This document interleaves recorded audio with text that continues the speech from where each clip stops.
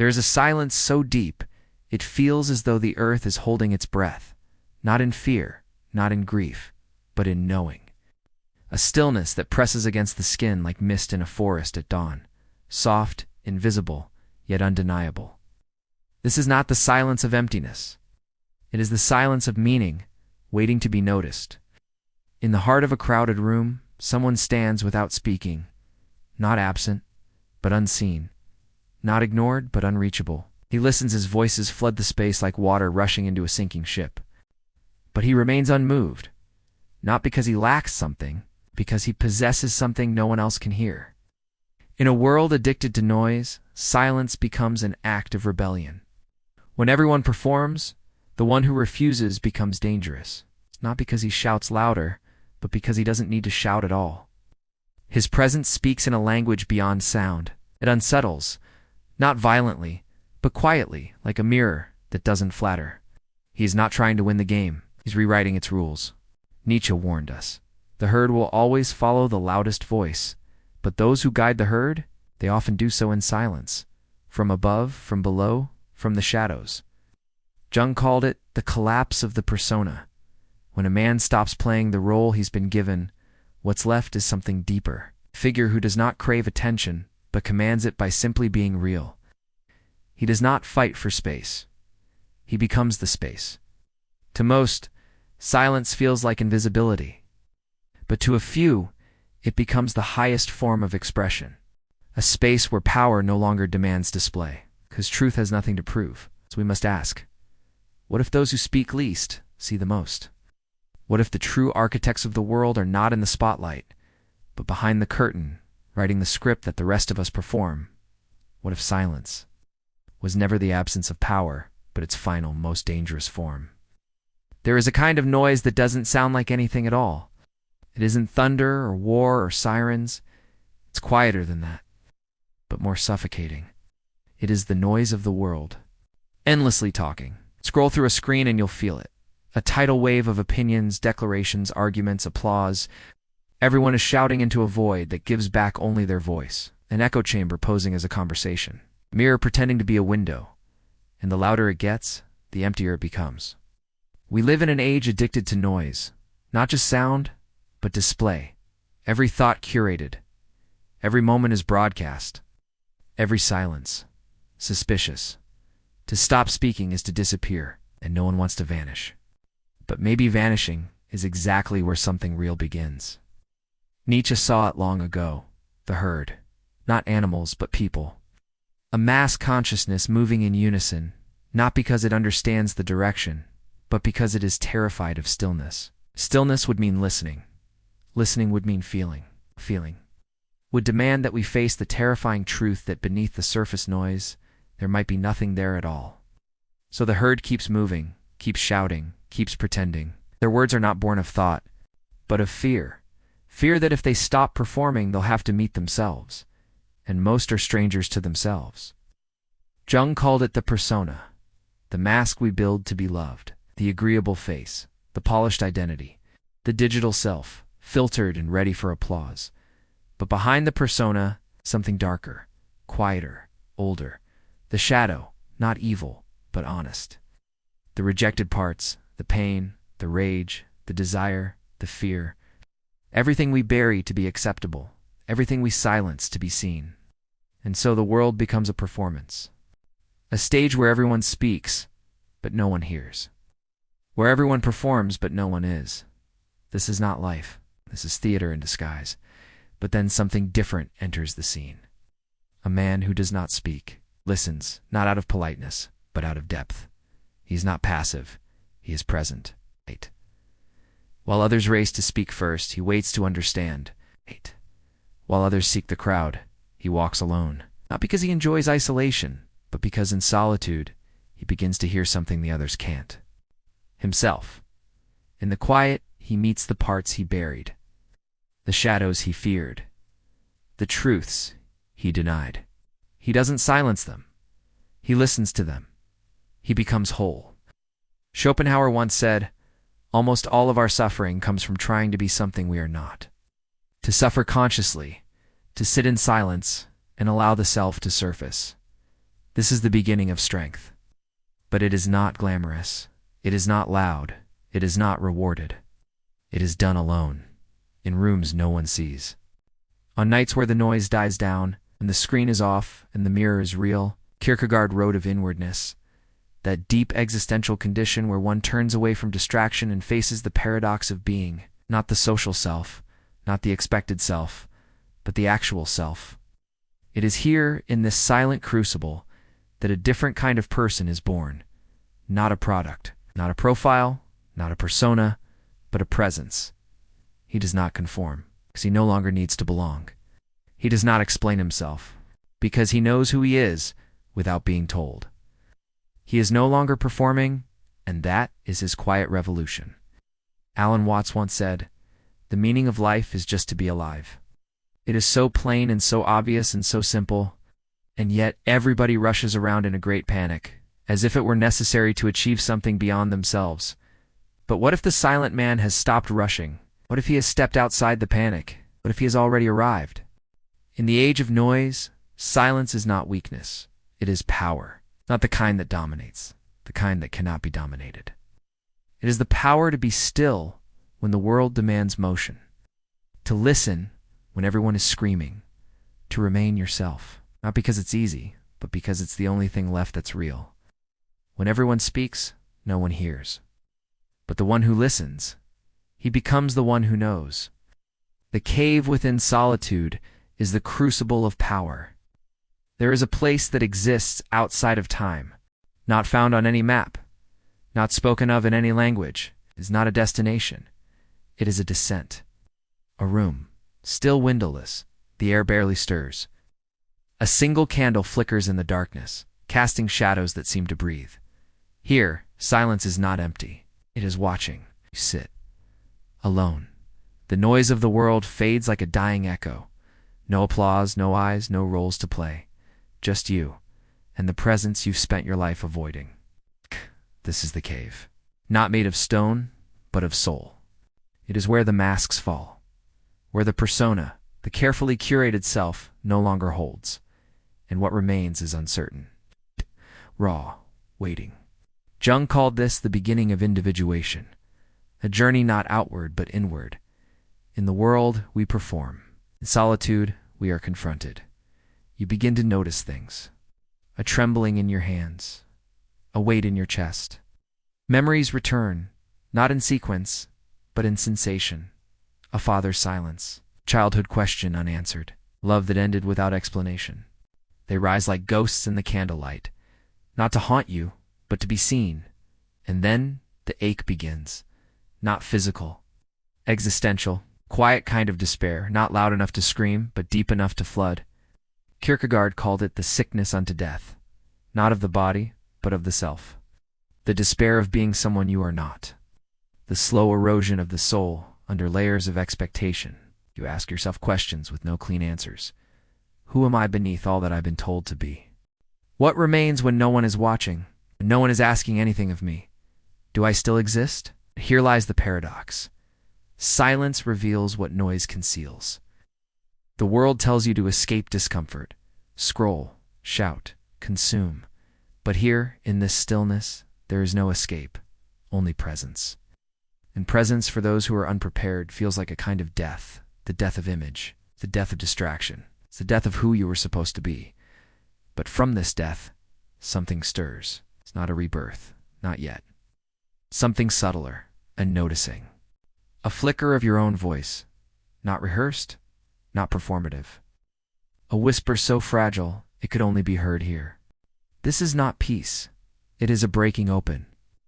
You begin to bleed inwardly, not from wounds inflicted by others, but from the blade of honesty, the blade that cuts through illusion. Alan Watts once said, "The ego is nothing but a pattern, a false center built from habits of thought. In this solitude, that pattern dissolves. For the first time, you're not sure where you end, and something greater begins." Schopenhauer saw this place clearly. A realm where suffering is not the enemy, but the sculptor, wrote that suffering is the price of depth. And here, in this crucible of silence, you pay it. Ow.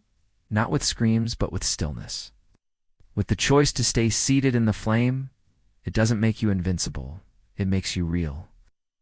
You begin to see the difference between solitude and loneliness. Loneliness is the fear of absence. Solitude is the presence of the essential. And so you stay, not out of masochism, but because somewhere deep inside, you understand this pain is not here to destroy you. It is here to reshape you. Each breath becomes a vow, each heartbeat a chisel, carving away everything you are not, so that what is true can finally emerge. This is the slow birth of power, not the power that controls others, but the power to not need to. Nietzsche spoke of the abyss, the place one must look into to find meaning beyond the herd. But he warned, the abyss looks back. And here in this cave, you finally see what it sees in you. It's not a polished image, not a finished self, but potential. The silent ones are not born silent. They are forged. In places like this, in nights like this, when the soul is stripped bare and nothing superficial survives, they do not emerge at peace. Not at first. They emerge aware. Their silence is not surrender. It is structure. Not absence, but authorship. They do not bleed outward. They bleed inward. And from that bleeding, something unshakable begins to take shape. Not a role, not a product, a presence. So if you ever find yourself in that room, the one without distractions, the one where time slows and shadows stretch, don't rush to leave. Stay. Let the silence carve you. Let the despair ask its questions. Let the illusions fall away. Solitude is not where the weak are abandoned. It is where the strong are born. He who watches governs. There is always one who does not speak. In every room, every crowd, every moment of collective noise, someone stands apart, not physically, but perceptually, not distant, but deep. He does not seek attention, nor reject it. He simply doesn't need it. While others rush to speak, to explain, to dominate, he waits and watches. But this is not the watching of idleness. It is architectural. It's like a hawk circling above a battlefield. Not to feed, but to understand. He sees the terrain. He sees where the herd will move before they do. He sees what is unsaid, the tremor beneath the voice, the glance that lingers too long, the smile that hides a need. The world calls this passivity, but it is something else entirely. It is sovereignty without spectacle. We have been taught to associate power with loudness, with the raised voice, the commanding presence, the clenched fist. But this is the power of the desperate, not the grounded. True influence moves quietly. It does not crash the door. It becomes the doorframe, the thing others lean on, walk through, without ever noticing it was there all along.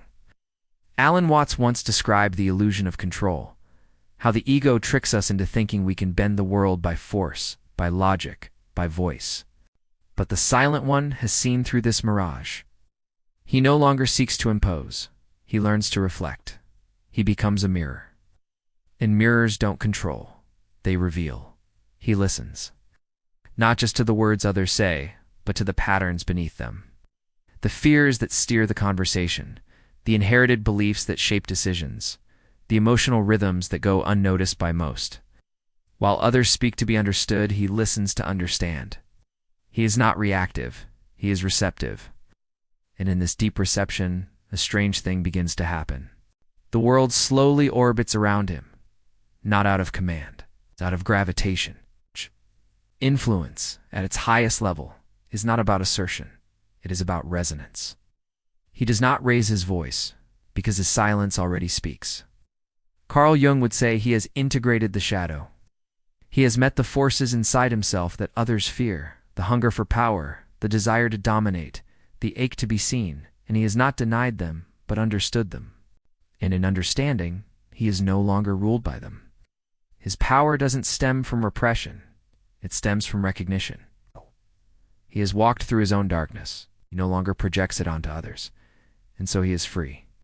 He does not manipulate because he has no need to. Manipulation is what the powerless do to feel strong. But the one who has made peace with himself no longer needs control to feel real. Schopenhauer reminds us that suffering is the root of depth. The observer has suffered.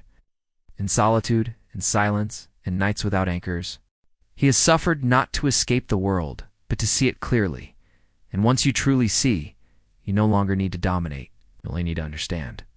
Kierkegaard called this the paradox of inwardness. The deeper one goes into the self, the more one connects to what is beyond the self. And so, the quiet one becomes the unexpected fulcrum, the fixed point around which chaos arranges itself.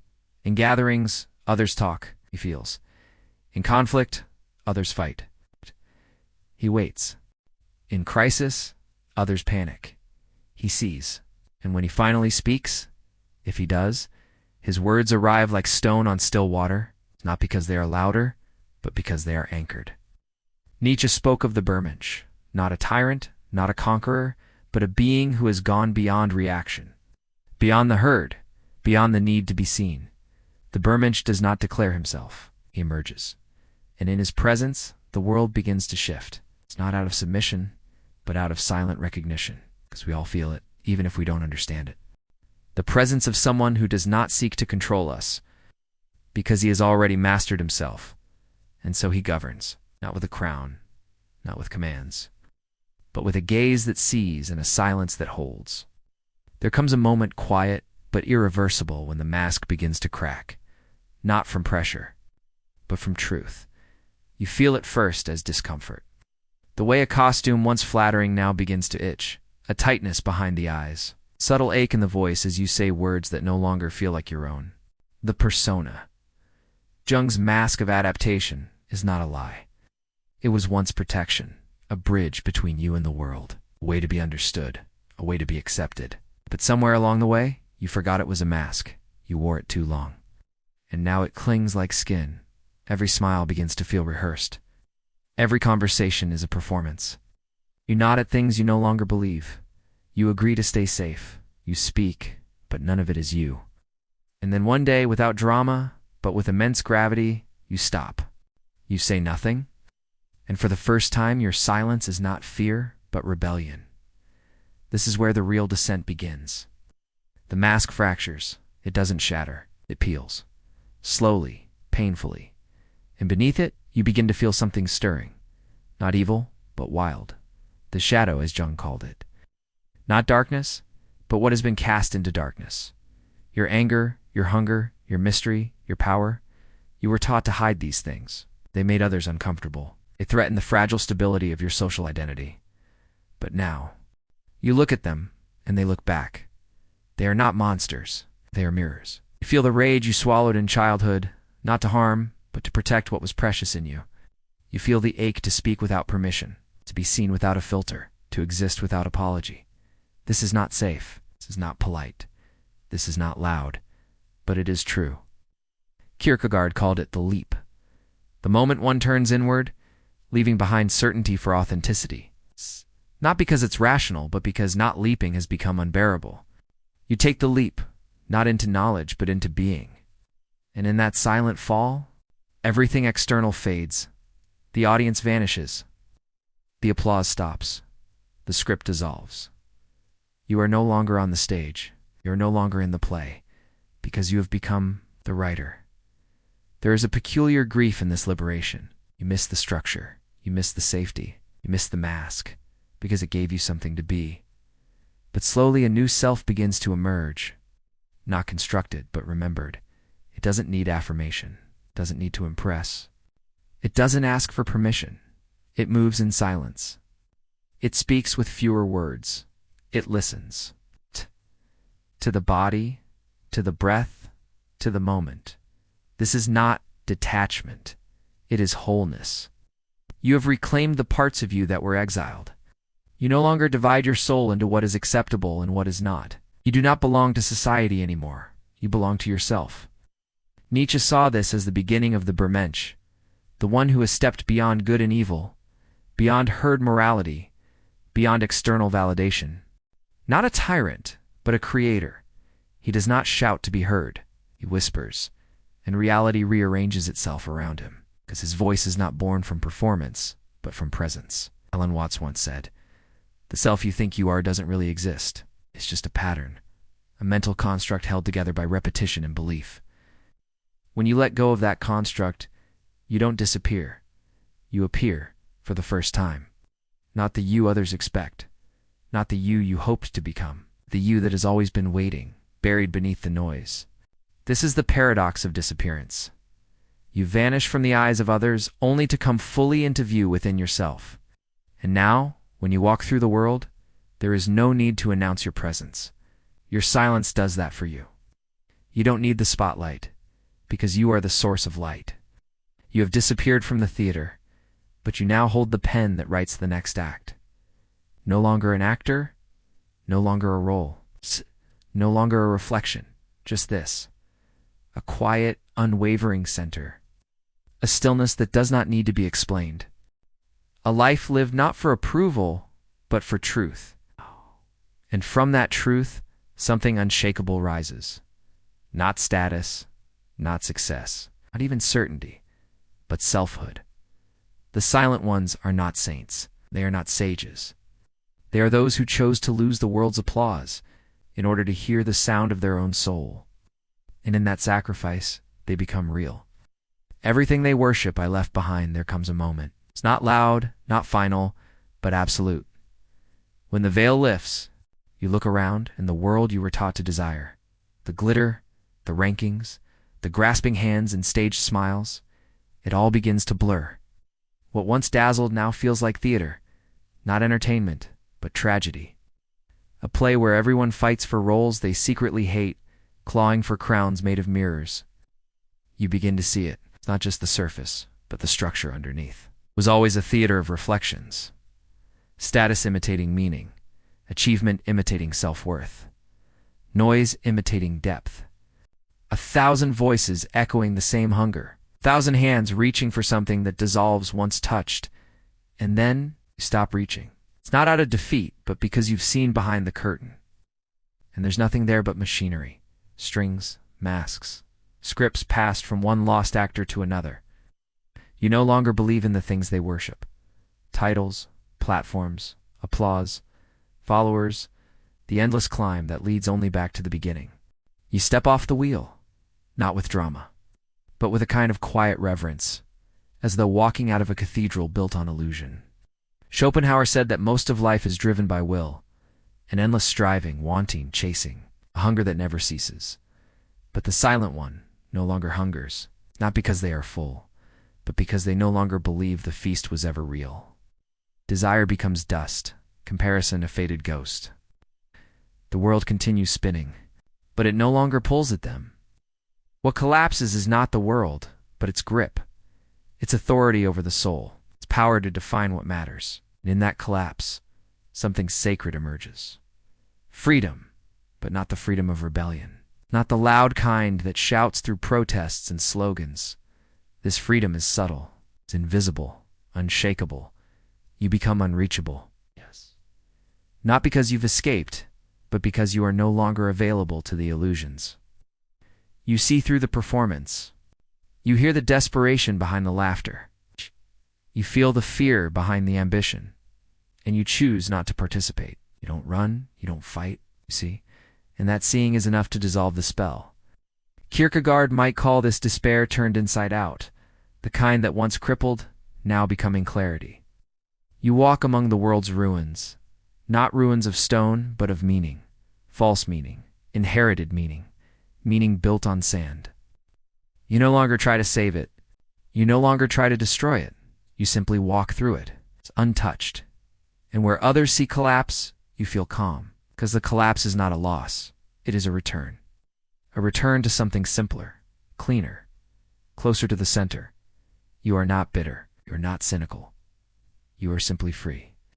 Nietzsche once spoke of the Bermensch, not a man above others, but one who has gone beyond the frameworks others cannot question. He creates his own values. He writes his own code. He is not bound by the morality of the herd, nor the expectations of the age. The silent one is walking that path, not with flags and noise, but with steps so quiet the world barely notices them. That is the secret. Because they do not need to be seen, they become impossible to control. Because they do not seek approval, they cannot be manipulated. Because they do not chase success, they cannot be defeated by failure. Alan Watts reminds us, the self is not a thing. It is a process, a dance between perception and illusion. And once you stop clinging to the illusion, you begin to move differently. You become light, not weightless, essential. Your silence becomes your sanctuary, not a prison, a temple, space that cannot be bought, sold, liked, shared, or branded. In that silence, you rediscover your voice. It's not the one designed for public consumption, but the one that speaks only when there is something real to say. You are no longer trying to win. That's why you cannot lose. You are no longer seeking control. That's why you are no longer ruled. You are no longer asking who you are, because you've stopped believing the answer can come from the outside. Everything they worship, you left behind. And what you found in its place was not loneliness, but peace. Not certainty, but depth. Not applause, but stillness. In that stillness, you realized the world did not lose you. It simply never deserved your silence. Still waters move mountains at first. There is only silence. It's not the kind that fills a void, but the kind that becomes something. The kind that enters a room before a word is spoken. The kind that makes others pause without knowing why. The silent one has returned. But not as the same person who once wandered the world lost in masks and mirrors. They return changed, not louder, but deeper. Something in them now holds. They walk differently, not with the arrogance of having answers, but with the gravity of having suffered for better questions. They no longer rush to speak. They no longer explain themselves, because their presence now carries what their voice once could not. Still waters move mountains. The people around them feel it, not as intimidation, but as atmosphere.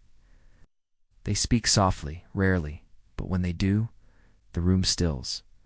Not from fear, from recognition, because their words are not decoration. They are distilled. Forged in the fires of solitude, tempered by despair, and sharpened by clarity. What they say is not meant to impress, to mirror. And in that mirror, others see themselves, not who they pretend to be, but who they are beneath the noise. Nietzsche once said, "He who has a why can bear almost any how." The silent one found their why in the depths no one else was willing to enter, in the abyss that stares back, in the nights without answers, in the silence that stripped them of everything false. They did not escape the darkness. They merged with it. And from that alchemy, a new self was born. Not clean, but whole. Not perfect, but anchored. They are no longer ruled by the need to be understood. They no longer seek to lead. And yet, people follow. Not because they promise answers, because they embody a kind of rare integrity, a peace that has been earned, not inherited. This is not charisma. It is not charm. It is resonance. They do not manipulate. They do not persuade. They simply live with such alignment that others feel themselves recalibrate in their presence. Alan Watts spoke of the illusion of the self, the idea that we are fixed entities in a moving world. But the silent one has seen through that veil. They no longer cling to identity. They move with life, not against it. Like a tree rooted in stillness that bends gently with the storm, they are both grounded and fluid. They do not resist change. They contain it. They no longer need validation because they've already validated their own becoming. The persona is no longer a mask. It's a choice. Used when needed, removed when not. Jung would say they've individuated. They have made peace between shadow and light. They have gathered the scattered fragments of self and woven them into something that does not perform, but simply is. Their leadership is not declared. It is felt, subtle, sovereign. They don't need to dominate, because their presence disrupts disorder without lifting a finger. They don't argue, because they understand that truth doesn't need defense. It needs embodiment. They don't seek followers, because they no longer need to be followed, but still, people follow. Not from submission, but from awakening. Because in a world that worships noise, a single grounded silence becomes more powerful than 1,000 opinions. Schopenhauer once said that suffering deepens us, but only if we let it carve, rather than consume. The silent ones have been carved, hollowed out, refined. They carry wounds that no longer bleed, but shine. They wear their solitude like armor, not hard, but sacred. They carry their silence like a compass, not rigid, but sure. They no longer chase meaning, because they've become it. Their silence is no longer the absence of sound. It is the presence of something so essential that noise cannot touch it. This is the final paradox. They disappeared to become real. They broke apart to become whole. They surrendered to become strong. And now they move among us, not above, but within, reminding us not with doctrine, but with presence, that stillness is not weakness. It is power purified. That to know oneself, one must first let go of who one was told to be. That true influence does not seek to shape the world. It becomes so aligned with truth that the world shapes itself in response.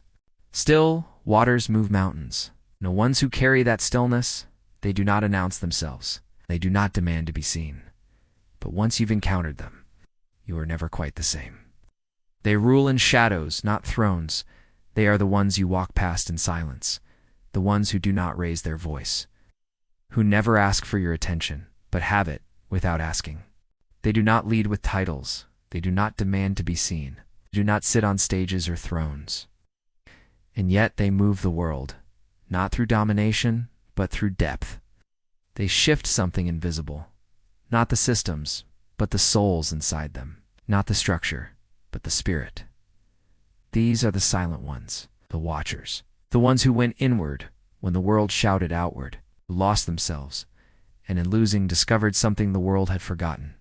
We often overlook them because they do not arrive with spectacle. They do not wear crowns. They do not carry banners. They carry presence. They walk among us like echoes of something ancient, something before names, before nations, before noise. Jung once warned that the world will ask you to be everything but yourself, a persona made for approval, a mask crafted for applause. But the silent ones refused. They stepped away from the mirror of the world. They walked into the forest of the self. And there, in stillness, in solitude, in shadow, they found their own reflection. Not the flattering one, the true one. They did not become perfect, they became whole. They are not saints, they are not mystics.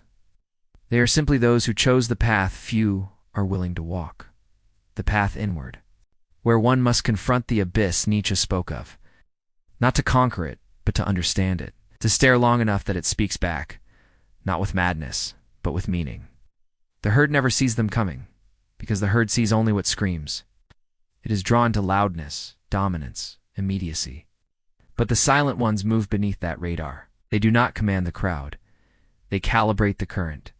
Their power is not symbolic. It is subconscious, not authority. Authenticity, not manipulation. Resonance. Alan Watts said that when you drop the illusion of the self, you become the world pretending to be a person. And that's what these quiet ones carry, the feeling that they are no longer separate from what is. They don't speak about truth. They are it, lived and unspoken. They influence not by force, but by frequency. They don't instruct, they inspire alignment. A single glance from them can unravel pretense. A single sentence can shift a lifetime. It's not because of what is said, but because of who is saying it. They are not trying to be anything, and that is why they are everything the world quietly longs for. They rule in shadows, not because they fear the light, but because they do not need it. Their kingdom is not visibility, it is impact. They leave no footprints, but you feel where they've been. Like a tree that once stood in a field, its roots now gone, but the silence still shaded by its absence. They do not chase legacy, but their existence becomes legend. Kierkegaard might say they have passed through despair, not to escape it, but to complete it. They have walked the paradox, that to be free, you must give up the self you never truly were. And when you do, you return with something weightless, but eternal, center, and essence. A quiet so powerful it becomes undeniable. Schopenhauer taught that suffering refines. These are the refined ones. Those whose pain has burned away the unnecessary, leaving only what cannot be broken. You cannot buy their wisdom. You cannot imitate their peace, because it was not given. It was earned in silence. And now they do not belong to the world. They balance it. They are not seen, but they are felt. Felt in rooms where truth is spoken softly.